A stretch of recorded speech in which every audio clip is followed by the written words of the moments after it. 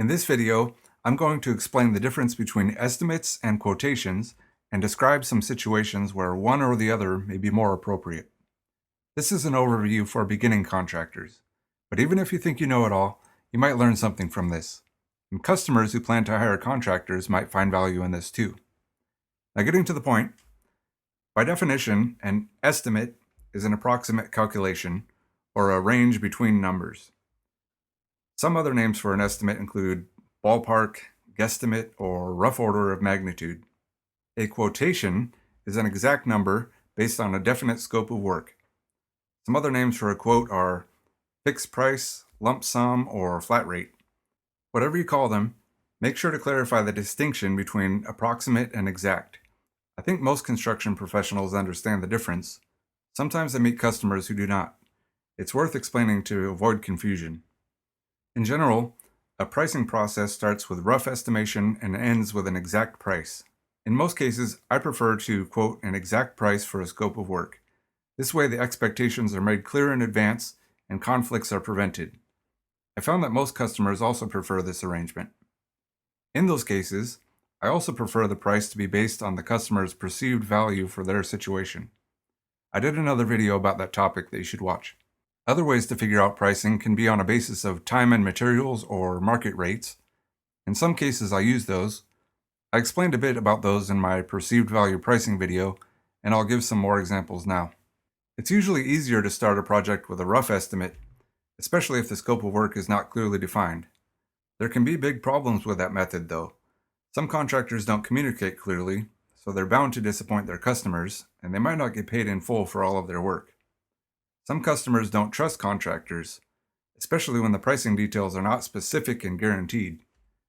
In those cases, this can be a nightmare for the contractor and the customer.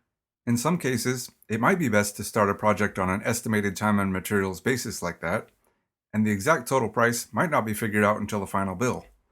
For example, I used to work for a custom design build company that did almost all of their projects this way. And this worked well for a certain type of customer because it allowed their projects to start without forcing those customers to make all of their decisions first. Plus, we provided detailed updates, frequent billing, and transparent records. It wasn't a loose and sloppy operation. This was systematic and agile. Sometimes a hybrid approach to estimating and quoting prices is best. For example, let's say repairing water damage and rot. You probably won't be able to see the full extent of the damage until you do some selective demolition to open the affected area. A way to approach this is to start with a demolition and discovery contract to determine the exact scope of work. You can start with a rough estimate on a basis of time and materials to remove an area of, say, damaged wallboard and insulation. That way you can find damage which may be hidden in the structure. Then when the unknowns become known, you can proceed to estimate or quote the repair work to completion. Another hybrid way is to quote an exact price for a scope of work, and if changes come up, the contractor can charge for those extras on a time and materials basis. This works well if the contractor issues change orders promptly and makes sure that the customer agrees those changes are extra. Those are just some of the common situations in which estimates or quotations may be appropriate, not the only ways of doing things. You should use your experience and judgment to figure out your own ways.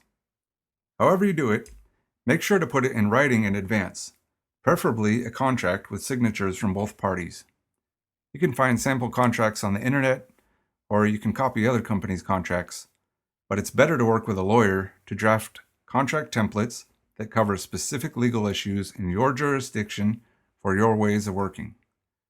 For my remodeling/handyman business, I paid a local construction lawyer a few $100s for a construction template, which is custom designed for my most common type of work on small projects valued under $10,000. In some cases, when the total value is less than, say, $1,000, I edit some unnecessary parts out of that contract because those details are not critical when the risk is low. Once in a while, I do a bigger project over $10,000, and in those cases, I usually consult with my construction lawyer about those specifics. This is money well spent to cover my assets. As mentioned, I did a relevant video about perceived value pricing. Don't miss that important lesson. I will also do more videos with other valuable lessons about the business of contracting. For now, I'll give you a spreadsheet that can help you to calculate your costs for your project estimates and quotes. You can download it for free from my blog. That blog post also lists some of the reference material that I've learned from. Check the description below for a link. Let me know in the comments if you have any questions or suggestions. And if you feel like I've provided value in this video, please click the like button.